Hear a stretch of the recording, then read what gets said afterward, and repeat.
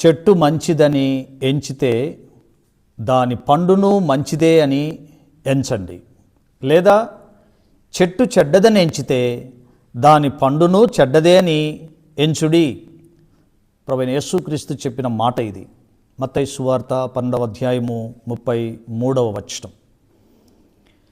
దేవుడు సమస్తమును సృష్టించినటువంటి సృష్టికర్త. భూమిని గడ్డిని తమ తమ జాతి ప్రకారము విత్తనములిచ్చు చెట్లను తమ తమ జాతి ప్రకారము తమలో విత్తనములు గల ఫలవృక్షములను మొలిపింపగా అది మంచిదని దేవుడు చూచెను. దేవుడు మంచిది అని చూచిన దానిని లోకము చెడ్డది అని అంటుంది. అరటి పండేమో మంచిది, అరటి చెట్టు మాత్రం చెడ్డది. అందుకే అరటి చెట్టును ఇంటి ముంగిట వేయకూడదు, అది పెరటిలోనే ఉండాలి.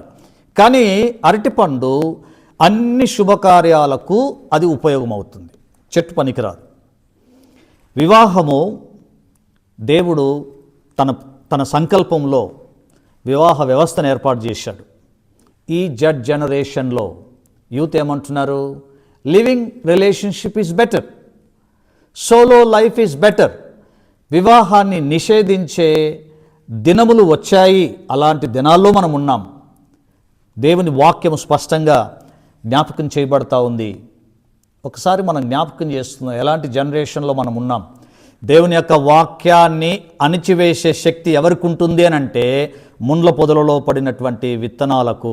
వాళ్ళు వాక్యం వినలేదా? వాక్యం విన్నారు, సంఘానికి వస్తున్నారు, కానీ ఆ వాక్యాన్ని అణిచివేసే శక్తి వాళ్ళకు ఉంటుంది.